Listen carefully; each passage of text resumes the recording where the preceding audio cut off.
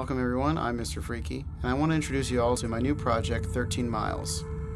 It's a 13-mile stretch of land between swamp and mountains where things don't quite work the same as the rest of the world. It's mysterious as to why, but the forces of nature there are untamed, and therefore unpredictable. Episode 1, The Decorator. Last summer, a 10-year-old boy named Anton, who visited a swamp on the border of the 13 Miles, was tossed from an airboat along with a friend and his father after a collision with something large in the water.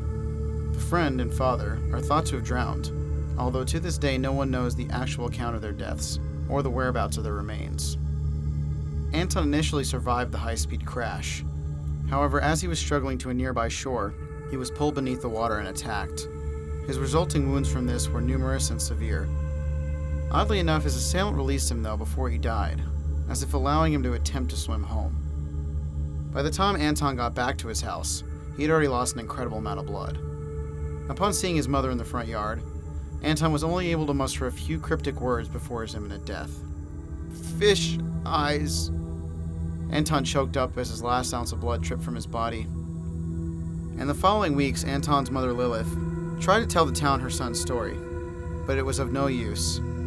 People were sympathetic for her loss, but they merely wrote it off as a generic animal attack, even though multiple experts had claimed that it wasn't normal for alligators to release their victims like the creature had.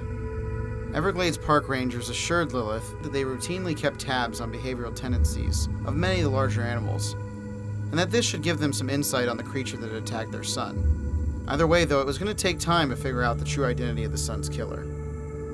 This response did not sit well with Lilith, to say the least. So that week she contacted an old friend and ex-park ranger Kurt Donovan to help her hunt down the creature. He told Lilith he could put a small team of hunters together, big game hunters who apparently live for this kind of underground dirty shit. Kurt was infamous in the area for his history in big game hunting. In the 70s, he guided CEOs and other high-paying clients through the jungles of South Africa, hunting hippos, elephants, and crocs. In fact, he had acquired a reputation to the locals as Kurt the Crocodile Killer for his acts of brutality on the southern African crocodile population. Not surprisingly, once the park management got wind of his past, he hastily was asked to resign. The team met around midnight at one of the park's main docks. They assumed that the night would help them avoid park rangers, even though Kurt claimed he could take any of them anyways. Then the group put in 2 boats, each that would hold 3 men. They set up 2 5,000-watt spotlights, powered with a portable diesel generator that hummed throughout the silent swamp. Lilith walked down the dock, seeing all the men together for the first time. She was a burly country lady, but had sort of a badass sense of southern elegance to her. As she approached the men, she noticed they were all armed with high-powered .30 caliber rifles, and all of them had at least one sidearm dangling from their side. Lilith spoke to them in a deep southern twang. "Well, damn, I knew you guys were hunters, but shit." Ken smiled at her, exposing a few missing teeth. Lilith looked back and forth at the silent group. They seemed to exude an aura of respect. One of the men reached out in the boat and pulled out another rifle, handing it to Lilith. She pulled the bolt back on the gun's action and let it slide into place. "Well, let's go get this thing." She clapped her hands together and stepped down onto one of the metal boats. Kurt switched on a large industrial-grade flashlight to guide the way as the boats gently slid over the glassy black water. A thick, all-encompassing fog hindered much of their sight, forcing them to stay at the boat's idle speed. The sound of their generators soon began to fade away in the distance, replaced only by the incredible silence of the trees around them. Kurt turned back and spoke to the men. "Odd how quiet it is tonight," he said, as he twisted the center of his beard. "I mean, most of the time I'll hear some crickets or something." He pulled out a large cigar and chewed down on it cathartically. "You know, the natives used to have this legend out here in the swamps. There was a creature they called a Decorator. They said it was born as a defensive instinct by nature and had particular interest in humans, though it didn't actually consider them to be a good meal. It just killed them for nothing, making statues out of them to decorate its swamp with. Lucky they were just a bunch of goddamn savages though, right?" Ken laughed, knowing his story had just shaken up the rest of the men. As they progressed further, they saw a few small alligators surface in the water around them. They began to follow the boat from a distance. Oddly though, they had a sense of unity to them, like an opposing street gang, just waiting for the right time to strike. After a while, Kurt stood up and signaled with his hand for the other boat to stop. He took the cigar out of his mouth and pointed his flashlight ahead. "Alright, people, we're just about there, so keep your eyes peeled." The men tensed up and cocked their weapons. Gradually, a large burrow in the side of a small hill became visible through the fog. It was about 10 feet from the shoreline and looked as if it could have been the result of a small airplane crash. The entrance was at least 6 feet in diameter and was dug deep down into the earth. While still in shallow water, the men exited the boats and slowly pushed them toward the dry land. Then an intense shriek of pain came from Kurt as he fell into the water. Lilith flashed a light on him lying in the water, gripping his leg in agony. "Just got bit by something," he said in a heightened whisper. The others gathered around him and looked at his leg. Blood dripped through 2 small holes in his pant leg. "Might have been a damn moccasin. I've got about a half hour until I know for sure, though." Lilith kneeled down, concerned. "You want to take one of them boats back?" she said quietly. "Hell no, I gotta see this," Kurt said, straining, as he slowly pushed his way up out of the muddy water. They continued walking towards the hole, and as they approached, they silently divided up into 2 groups, 3 people on each side. Following Kurt's orders, each of them aimed their gun barrels down inside the hole, pointing into complete darkness. "Somebody toss one of them signal flares down in there. Maybe we can scare this thing out," said Kurt briskly. One of the men cracked a flare and hurled it down into the deep. The flame hit the ground and started to roll down further and further until the light faded away completely. The men stood waiting patiently for a response, but the hole remained undisturbed. One of the larger men lowered his weapon and looked towards Kurt, concerned. "I can't see if it went out." He kneeled down and gazed inside. He thought for a few seconds as he continued to twist his beard.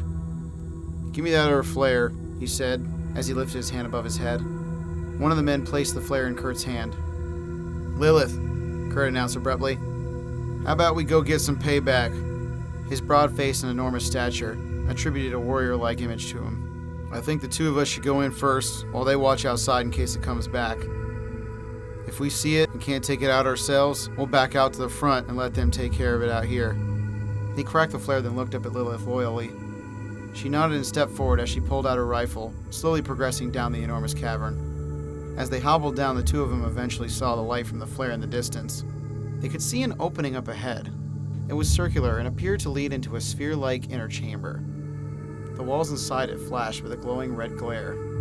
It was so large they could stand with their backs fully erect and had almost a foot to spare. The walls were formed perfectly into a sphere, and the air was highly concentrated with a putrid aroma of expired fish and rotting animal flesh. Gazing around inside, they didn't notice much out of the ordinary. There were just a few piles of weeds and muck scattered about the bottom. Kurt began to pick at the walls, examining their composition. Lilith knelt down to search through some weeds on the ground. "You really think this is it?" she asked. Kurt knelt down beside her and began digging through the weeds as well. "I don't know, but it does make me wonder what built this." Suddenly he found something solid in the weeds. As he slowly lifted it up, their faces grew sick. It was unmistakably a broken-off piece from the face of a human jaw. Horrified, he looked down and noticed tons of human teeth covering the wall. Lilith then ran the flare along the walls and ceiling, revealing numerous other bones embedded into the walls, forming mosaics of demented beings with skulls between their legs and arms coming out from their mouths. Without warning, they heard rifle blasts from above and shouting. They looked at each other in terror and lunged towards the exit, then maneuvered their way up the tunnel as fast as they could. The entire way up, they were hearing hideous screams from the men above. Then once they reached the exit, there was just silence.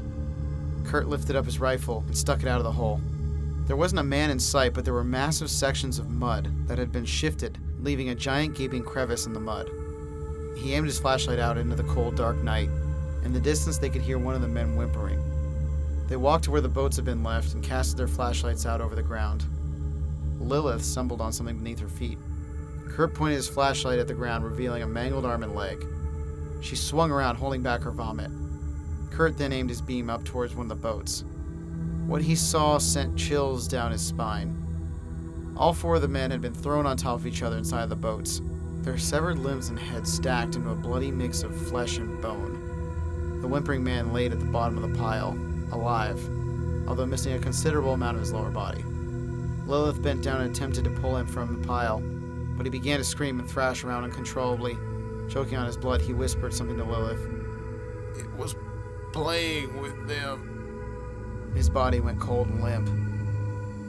Kurt suddenly collapsed to the ground. "It's the venom," he whispered in pain. She lifted Kurt onto the empty boat and started to drive away quickly. The visibility was still low, making small trees and cattails extremely dangerous. She noticed on the shore several human bodies stacked up in some sort of bizarre formation, built from stacks of human remains, like a group of statues bordering the lake.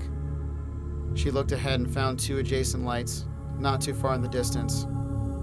Suddenly, though, an enormous object passed through the water in front of them. It began to gently bump the side of the bow, and had nightmarish spines jutting out from its back. She grabbed a rifle and put the engine in idle. Then she stood up, bending her knees for balance, and pointed the rifle down into the water. An alligator rose from behind the boat and stared at her. She turned and shot at it, sending it down into the water. Immediately afterwards, though, 3 more of them floated up, this time surrounding the boat. She began rapidly firing upon them, quickly cocking and reloading her gun. But whenever she hit one just floated up, and then before she knew it, there were 10 more alligators in view. She threw her gun down and throttled the boat full speed, sending Kurt tumbling violently into the back of the boat. She glanced down at an incapacitated Kurt shaking on the ground. Then the boat hit something in the water and launched forward, making a grinding noise from beneath the water. She noticed they had driven into a thick patch of weeds, which were now wrapped around the propeller. The alligators slowly approached, eyes fixated on Lilith. Uncharacteristically aggressive, one of them lunged onto the boat. Lilith picked up her rifle and fired blindly. Before she could get 2 shots off, though, the alligator threw its tail around, hitting her and knocking her off the boat completely. Severely disoriented, she began furiously swimming through the water, searching for the surface. The boat had completely capsized and was slowly sinking beneath the water. Looking towards the spotlights, she turned and vehemently began swimming towards the dock. Like in a horrific dream, she saw several alligators ominously floating, just staring at her. A large one then swam under her, coming within an inch of her leg. She looked above the water and realized she was less than 50 feet away from the dock. However, then, something much larger than an alligator passed by her under the water. She swam as fast as she possibly could, finally reaching the shore. Then she watched as several eyes huddled together, viewing her departure from the water. Immediately, she got to her feet as they began opening and closing their mouths, furiously, like some sort of demonic applause, which got louder and louder. The spotlights then abruptly cut out, leaving Lilith standing in pitch black. The alligators went silent. Then the diesel generator flew past her into a tree, bursting into flames. She got up and looked around the area anxiously for her truck and began to run towards it. All of a sudden, her head was slammed to the ground by a very heavy object. Dizzy and disoriented, she struggled back to her feet. A heavy blow against her ribs then sent her down to the ground again. Over her right shoulder, she saw an enormous shadow dancing in the flames. It slowly moved towards her, sloshing through the thick, chunky mud. It crawled with 2 human-like arms. Unable to stand, she tried to crawl away. Then the figure became more definable. Its eyes were enormous and resembled those of a fish, wide open, black, and motionless. As it stared at her, the creature appeared almost robotic, like it was being controlled by a force outside of itself. It had a spherical head that was not proportionate to the rest of the body, causing it to tilt slightly to the side. Its mouth was giant and gaped open, exposing its numerous rows of hideous teeth. With all of her strength, Lilith painfully attempted to stand, but the creature lunged forward and was on top of her almost instantly.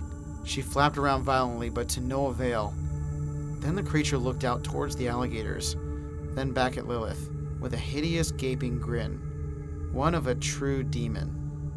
It then laid its head back, looking straight up towards the sky, bellowing out a strange, deep sound. The sound was such a deep frequency, Lilith could barely hear it. She could only feel it pounding at her eardrums. Her ears began to bleed as waves of sound could physically be seen flowing from the creature's mouth, like it was signaling something way up above. Then the beast grabbed Lilith's head and in one foul swoop, relentlessly tore it from her body.